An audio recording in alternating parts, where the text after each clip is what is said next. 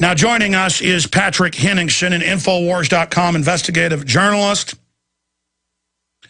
And he's been out in Arizona investigating Fast and Furious. More furious is the headline. U.S. soldiers trafficked arms, drugs to DEA agents posing as Los Zetas. Now, if you guys can pull it up again, the El Paso Times about drug cartels allowed to bring in tons of cocaine by ATF.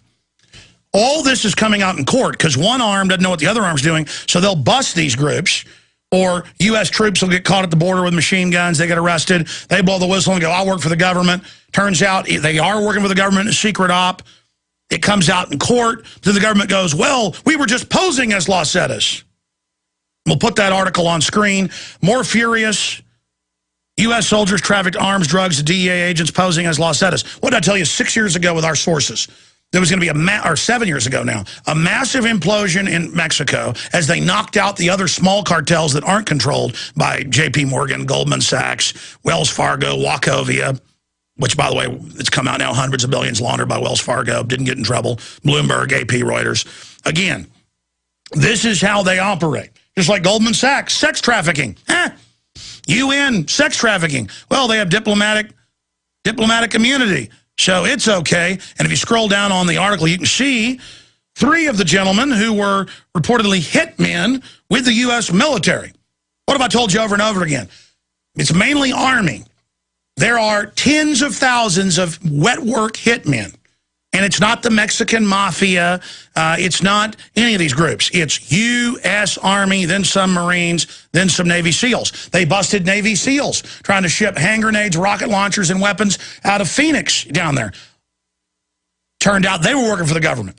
There's a covert war. And that's a message to you. If you work for the U.S. government, which means Goldman Sachs, J.P. Morgan, and you're caught, they're just going to say you're a drug dealer. Okay? Now, all this has come out in court. When they bust Los Zetas, when they bust Sinaloa, shipping in tons of cocaine, they always say, well, here's my national security letter. I work. Here's their names. And Homeland Security comes in and says, it's true, national security on the trial. And they say, that's inadmissible. You're still going to prison. And they're like, we worked for you. They're like, once you hit prison, we're going to have you shanked to death, okay? But I worked for you. I did everything. And they're like, hey, no honor among thieves. Just like the people that got caught torturing, Bush had him sent to prison, even though he'd ordered the torturing in the memos. Then he wrote a book admitting he ordered the torture. I'm going to order the torture, and if you happen to get caught doing it, raping little kids like they had them doing, that's in the handbooks now. That's what Land of the Free, Home of the Brave does, run by Goldman Sachs, is rape children with battery acid. Go read it in the Army's report. Go read it. This is the hardcore, pure evil you're dealing with. Okay? Now setting up domestic checkpoints, hardened checkpoints, set to pass a bill that you can't travel, and it's going to be internally. I've read their plans. I've warned you. There are UN signs now, UN subgroups up in baby blue and white at our greenbelts in Austin. The private property they're stealing has them up. They're putting fences and cameras aimed out at the invasive humans. Okay? I'm living it. 80% increase in power prices they announced for the earth, really just for the foreign bankers. I'm living it. You're going to live it. I'm here to break your trance. Admit it. Admit the government's not legitimate and it's pure evil. Admit it. Admit it before it's too late. Admit it. Say no. We've got to go to grassroots. We've got to start going to underground economy. We've got to start just banner hangs everywhere, info war everywhere, whatever you got to do to get the word out and shake people out of the trance. I am ordering the info warriors. If you care about your family and your life, you better launch operations peacefully in total resistance to the New World Order now. We got John Perkins, Confessions of an Economic Hitman, coming up in the third hour. Right now is Patrick Henningsen joining us with this big breaking news with links to the federal court rulings and even little blurbs in mainstream media. Patrick Henningsen, incredible information. We already knew it, but here it is in plain view as we learn the government's arming the drug gangs domestically. You got military hit teams everywhere, mass slaughter, sex trafficking, just pure evil, 110%. Break it down for us. This whole story, when I first stumbled across this a few days ago, is like a rabbit hole. It's like a supermarket crime novel, only that it's actually happening. This is the most incredible thing about it. So what you've got here is a freelance hit squad made up of active duty U.S. Army and a couple of his close relations, and this is between South Carolina and Texas, okay? And this guy isn't a member of just any Army brigade. It turns out he's a member of the 4th Brigade of the 4th Infantry Group. So he's a member of the 4th Brigade Combat Team of the 4th Infantry Division, okay? And they're doing three-year cycles together as a unit. And you know, we all know about the opium problem in Afghanistan. You've covered it really well. In fact, between Kurt Nimmo and myself, it's really hard to find any really comprehensive writing on this subject in the last 2 years. So I've linked to some of Kurt Nimmo's research on this because, frankly, there's no one really wants to talk about it very much, aside from Infowars.com and a few other outlets. But we all know about the opium. Now, this guy, Kevin Corley, arranged a 500-pound marijuana shipment, which the DEA apparently picked up early in the sting. They didn't arrest these guys. They let them drive forward. They caught the truck behind them with 500 pounds of marijuana. Okay, 500 pounds of marijuana. Okay, where the flag went up for me is, and I can't obviously prove this, but certainly we have links with Afghanistan. Guess who the #1 marijuana producing country in the world today is? Take a wild guess. It's Afghanistan. It's not Mexico. It's not Jamaica. It's Afghanistan. So, and of course, it wasn't until the liberation happened, and it was only 10% of opium. Now it's 92% or more of the opium, and the troops admit they grow it. Yeah, and you know, you've got some big Air Force, military Air Force and Army and Marine bases dotted all over the country. And we all know from Vietnam that the longer we stayed in there, in Vietnam for between 10 and 12 years, and that allowed people to make links to form relationships for certain cadres within the military to arrange their own kind of entrepreneurial activities. Okay, and that's not out of the realms of possibility in this particular situation. Did this 500 pounds of pot come from Mexico, or did it come from Arizona to, say, Fort Bliss or a place like this? I can't say for sure. But I've laid this all out, Alex, because I think hopefully someone else is going to come along and put the dots together. I'm limited in what I can find out as far as... This is exactly the intel we get from these other federal cases where they let Los Zetas and Sinaloa ship cocaine in, quote, for information. Sure. I mean, I did an article a couple of years ago, which was called Rendition, where the war on drugs meets the war on terror. And that was really centered around that whole story of the CIA rendition flight. Was a Gulfstream jet, which crashed in Mexico and had something like 3 tons of pure Colombian uncut cocaine on board. Yeah, 3.5 tons. Yeah, and so they matched the tail numbers from this Gulfstream jet with the private air contractor to rendition flights that were going everywhere on the planet. We're talking about black sites in Eastern Europe, refueling in England and Ireland. No, that's it. The government aircraft just land everywhere with the cocaine, heroin, little kids, and it all comes out. Just type in UN, child sex trafficking, because sometimes there are good people that blow the whistle when there's huge C-130s with toddlers being loaded on, and there's always somebody who freaks out. They usually whack them real quick. So, I mean, it's just absolute pure evil.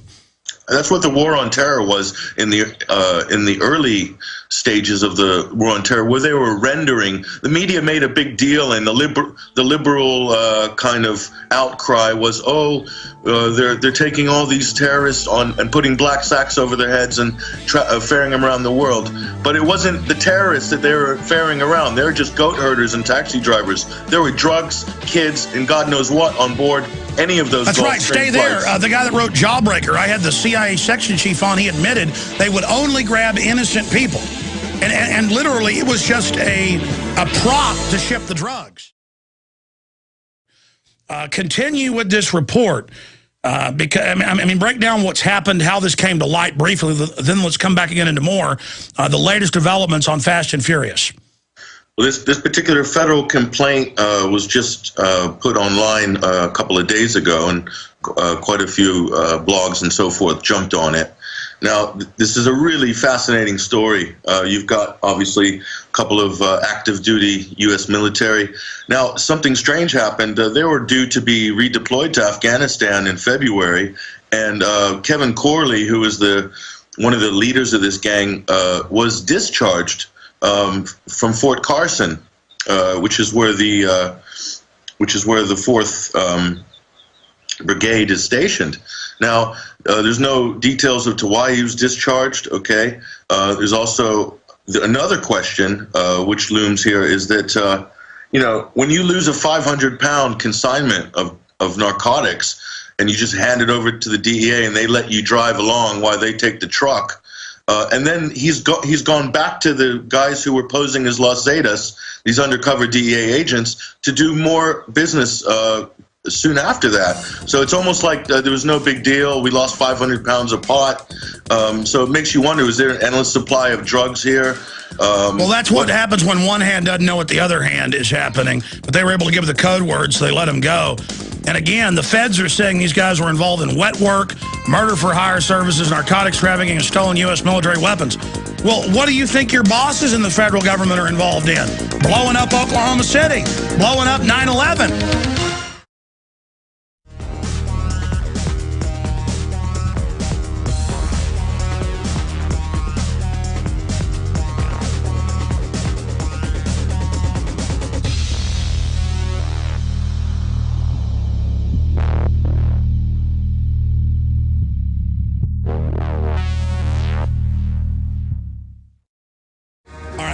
To investigative journalist for Infowars.com, Patrick Henningsen, who has been traveling the U.S. investigating government drug dealing.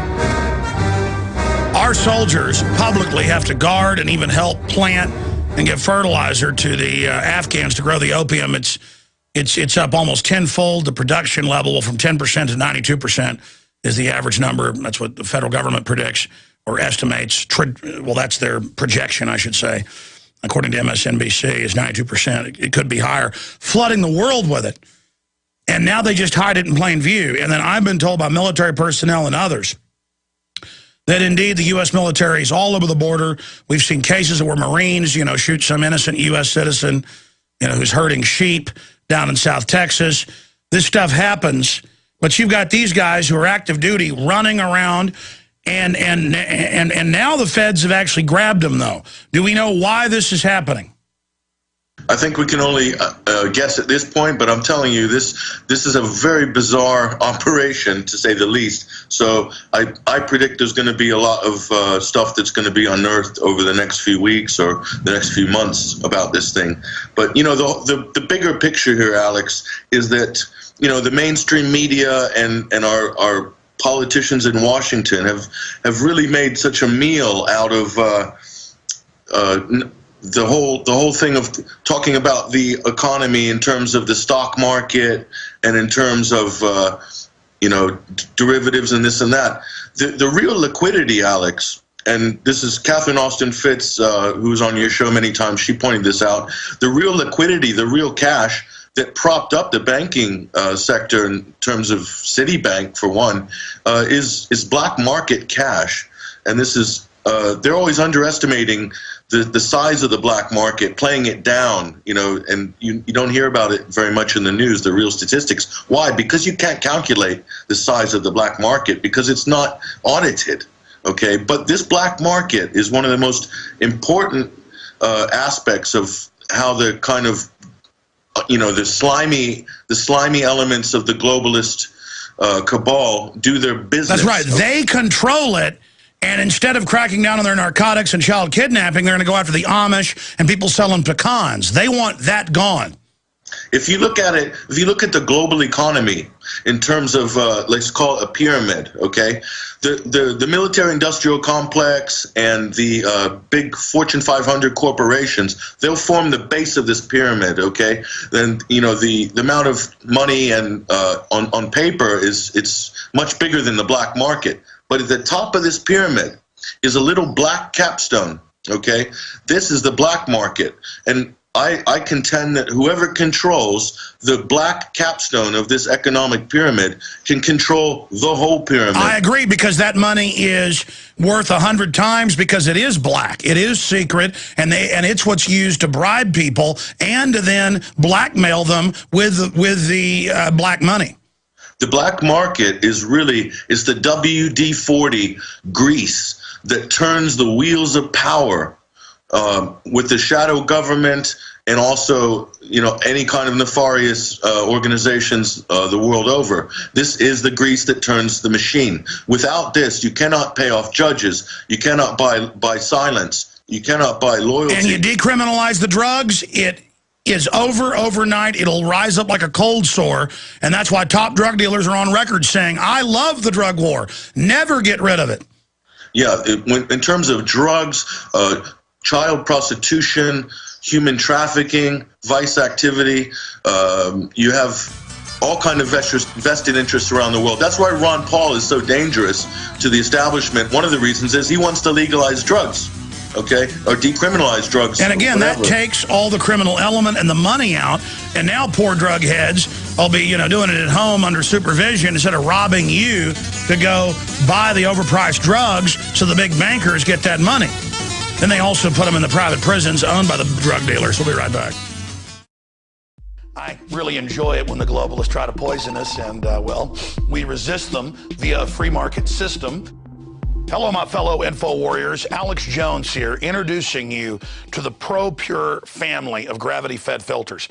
Now, you know that the globalists are filling our water with radioactive isotopes, fluoride, lead, mercury, arsenic.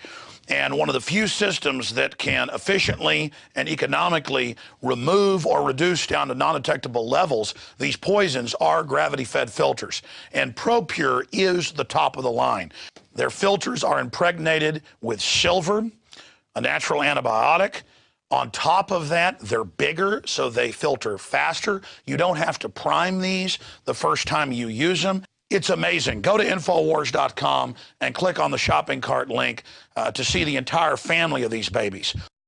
Now, the fluoride they add to our water is so tiny that most filters can't cut it out. But ProPur has their system that will, again, reduce it to non-detectable levels, almost get all of it out of there. That's also available. And if you look at the different systems they offer, the ProPur Big Brush Finish is on a stand, so it's easier on a table or at your restaurant or wherever you have it to go up with a glass or a mug and fill it up. Then there's this big baby right here, the ProPur King large version. Got a lot of different options that come with it. Also, they have the ProPur Big, probably one of the best values out there. And of course, it's burnished stainless steel. And then what I use on my RV, something that's great for your hunting cabin or the back porch, is the ProPur Traveler. Small and portable, but packs a huge punch, cleans out all that garbage. They also have the glass sight spigot, so you don't have to take the top off and look in the bottom area to see how much water. You can see how fast it's filtering with this optional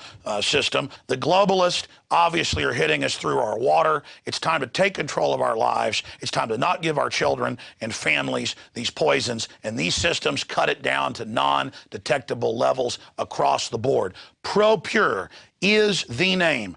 I only promote what I believe in.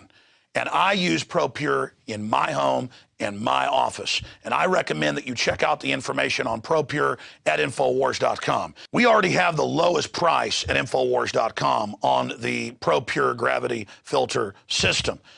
But when you add in the 10% off when InfoWarriors use the product code WATER at Infowars.com, nobody can top it. So again, it's a win-win-win. Stop drinking the poison water.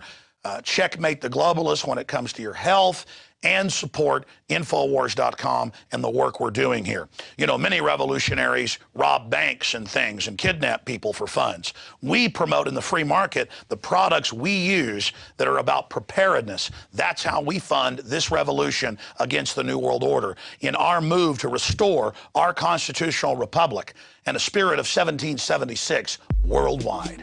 Check it out at Infowars.com. ProPur, top of the line, #1, most powerful and effective and economical gravity-fed water system in the world. ProPur, available, discounted at Infowars.com. Don't forget product code WATER to save 10%. It's the latest generation, years in development. ProPur is the name. We're talking about the phony drug war with investigative journalist from Infowars.com, Patrick Henningsen. We're working on getting Lord Moncton on dealing with the environmental power grabs going on by the green cultists who are trying to seize power and are trying to censor our videos and others. Really incredible developments on that front. But here's an article out of the Huffington Post. Lawmakers in 5 states tell feds to back off medical marijuana. Remember, Obama promised that he was going to follow the 10th Amendment for states' rights and that he was going to back off medical marijuana if it was prescribed by doctors, which they admit. Of all the plants out there that you can get drugs from that help people, there's nothing like marijuana. And I'm not even a pot smoker. I mean, I've smoked it, I've tried it here and there. Every time I get talked into doing it, I'm like, why did I do this? It just doesn't float my boat. But regardless of that, lawmakers in 5 states tell feds to back off medical marijuana. The point is, when you make this stuff illegal, it drives up the price. It allows government behind the scenes to selectively enforce. It corrupts the police, just like alcohol prohibition did for the decade or 9.5 years that they had it in place. And when that ended, they made drugs illegal. You could buy cocaine, heroin at the corner drugstore, and much smaller numbers of people used it or took it. You think I'm joking? You can buy 6 packs of Coca-Cola that, you know, had massive amounts of cocaine in it. That's why it's called Coke. So go look it up. It's hiding in plain view. They've done this to take over our society, and Patrick Henningsen was talking about the black capstone over the larger economy of the black market controlled by the big mega banks who launder the money. So when they come in with this cashless society, they're going to use it to crack down on the Amish and people selling peaches on the side of the road and lemonade stands and Girl Scout cookies, as they've now done. They don't want any of that. But the real black market, it will continue on. Patrick Henningsen, I want to ask you about this. You know, Obama said he wouldn't hire lobbyists, hired more than anybody else. Said he wouldn't torture, expanded it. Wouldn't have wars, expanded it. He said he'd have the most open government, most closed government. He'd honor whistleblowers and journalists. He's arresting them en masse. You know, NDAA, all of it. What do you make of this whole black market and where all this is going? Please continue to give us your take on this. Well, firstly, let's just comment on Obama. I just wrote an article for InfoWars, I think 2 days ago, called Rise of the Petty Dictator. And what I did is kind of outlined, you know, Obama, who just a few days ago called the Supreme Court a unelected group of people, and then it kind of listed all his executive orders. If he is elected in a second term, he will actually surpass George Bush's amount of executive orders. I mean, it's record-breaking stuff. And I want to interrupt you because I'm glad, you know, I'm so conditioned to live in this tyranny. I know they're tyrants. I know they're building FEMA camps. I know they're getting ready to set up checkpoints everywhere and now announcing it. So as it happens, now I don't even make a big deal out of things that I used to. It's actually working on me. I'm weakening. And so I'm announcing that publicly so that we can all understand it's happening to us and resist it and redouble our efforts. But I forgot. He came out and said, oh, they're just unelected. They're nobody. And started listing his executive orders. That was an open threat. Even mainline pundits said it, that he may ignore it, just like he ignored Congress when they said no to carbon taxes. I mean, this is really happening. I mean, many a constitutional law scholar had their jaws hanging around their ankles after a president who claims to have taught constitutional law would make such a statement. But that we've become used to this after 4 years of this president. Yeah, he told Congress take a hike on the war. just like we became used to George W. Bush's shredding of the Constitution with his gang of neoconservatives over 8 years. The federal government, clearly, the amount of money they spend on things like Fast and Furious that end up killing people, the amount of waste. Another solar company was just gone bankrupt. It took a $2.1 billion guaranteed federal loan only a few days ago. Another green project. They're just wasting money left, right, and center. And meanwhile, they will come at gunpoint to collect $100 worth of overdue federal income tax. So I think the federal government has kind of grown out of control, and this country is at a major crossroads right now. If we don't do something as people or as states, exert their states' rights, for instance, we're going to slide into tyranny, and we won't even know it. We're already there, actually. If you really look at things the way things have rolled out on paper, we're already in tyranny right now. But I think it can get really worse. Some of the things you mentioned early in the show about withholding passport privileges, that's crazy. I mean, the Soviet Union would do such things. Red China wouldn't even attempt such a thing. You know, why is the United States pushing so hard? And by the way, fast? it's passed the Senate. It's going to the House, and it's CBS News. And they're now saying internal checkpoints, you won't be able to travel or have a job if you're not in good standing. You've heard of no-fly list? How about a no-buy food list, or a no-travel list, or a no-have-a-job list? Folks, I'm not predicting this and then it comes true.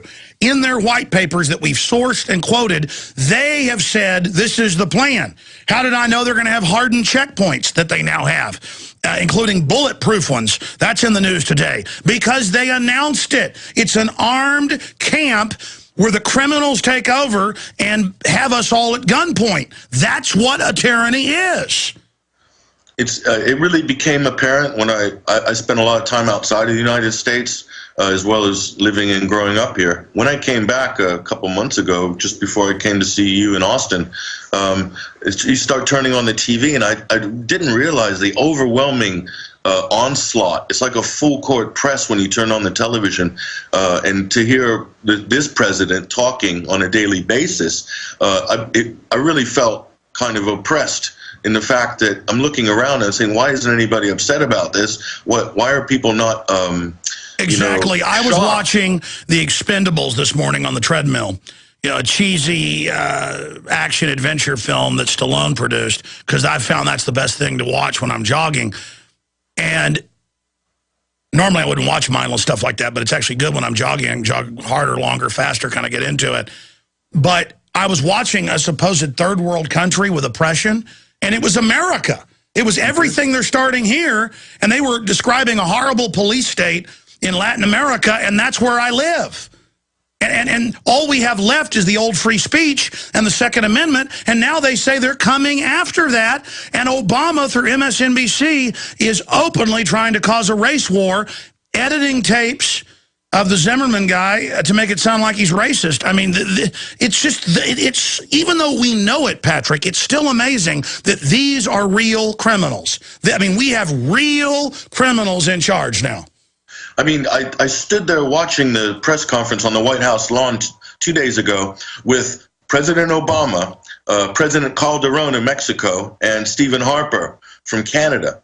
And I listened to President Calderon lecture the American people on the fact that it's because of our guns that are going over the border that are killing people on the border towns along Texas, New Mexico, and Arizona, somehow ignoring the whole fact that 30,000 guns were shipped down in Operation Fast and Furious, which was directed by the Department of Justice. Which is supposed to be protecting the American people. And these are causing the deaths. Not gun manufacturers and gun dealers who are doing legitimate business in America, but the flip of it, right in your face, with Obama standing next to him, and probably Eric Holder in the back behind the door, smiling. I can't conceive the hypocrisy. The level of it is unbelievable. Well, no, exactly. And we said this would happen. When Judicial Watch sued and got the SPP documents, they just got new documents where it confirms what police were already saying. They just release the illegals and give them a waiver form. again, the government selectively enforces, but getting back to this, they said in the SPP documents that from 2006, Judicial Watch sued and got in 2007, that are so important. It said we're going to use border security crises to merge the three countries. We're going to use the flu and economic collapse. And they go on to say we've got to keep this secret from the public. And it's corporate chiefs there giving all the leaders of the countries orders. Here's the corporate government. Thousands of pages I scanned over. I put the most powerful ones in my film Endgame, Blueprint for Global Enslavement. And then here they are. 3 years ago, before Fast and Furious even broke, I said they're shipping guns to Mexico under programs, some of it had already leaked, to blame the Second Amendment later. And then even when they get caught doing it, they still go ahead with it. And here's the head of a narco-terrorist state lecturing the American people on our Second Amendment right when he's disarmed his poor people. I mean, this is incredible what we've been brought to. And the other thing is, people should not be naive, okay? When you have a military industrial complex in this country that's grown to such proportions, because we're deploying troops all over the world in the thousands daily, okay? And throughout history, whenever a military or police state grows to a certain size, it itself within the military will become very corrupt. I used to have a friend from Uganda who was part of the Ugandan army under Idi Amin. He was a dishwasher in London, worked in a restaurant when I first moved there to study. And he told me stories of that he would, for cash, him and his buddies in his unit would take arms out of the stockade, which was the government military stockade, and they would sell arms to the Lord's Resistance Army.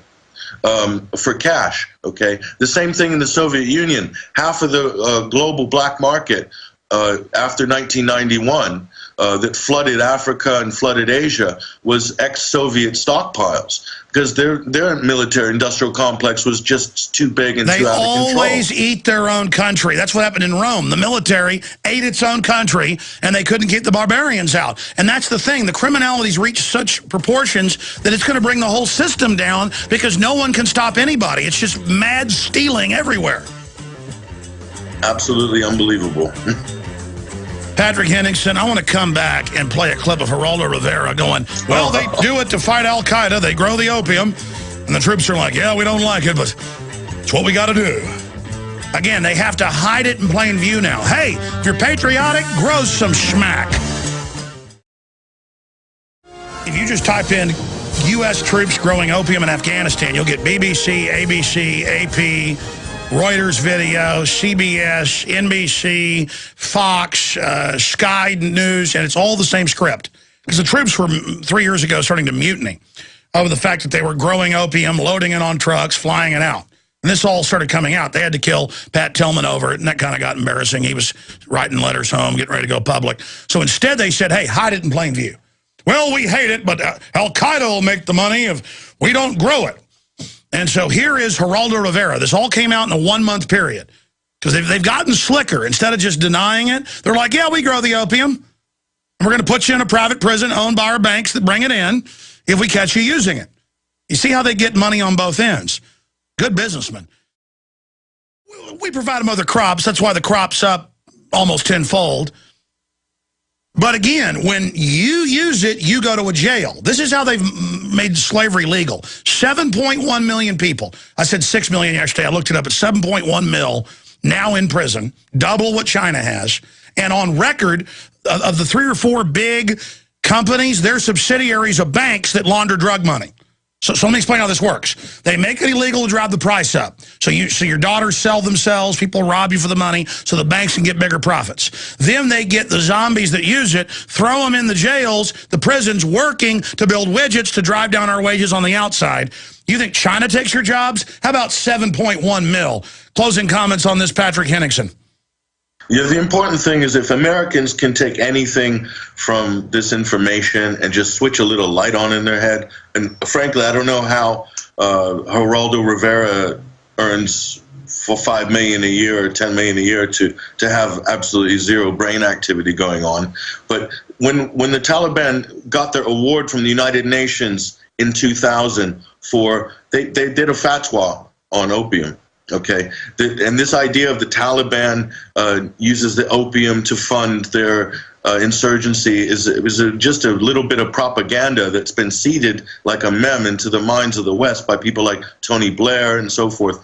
And the fact, just look at the 700 tons before 2001 exported, and now 8,000 tons. By the latest calculation, which was done in 2009, you're talking about, 1,000% increase or something like this, and that's just what we have on record. Okay, there is a correlation. But the Marines have got to grow it for America and take the cancer virus shots because they support America, and if you support America, you grow the opium. Patrick Henningsen of Infowars.com, great job. Lord Christopher Monckton coming up straight ahead. Great job, my friend. We'll get more on your reports on the government hit teams in the next few days.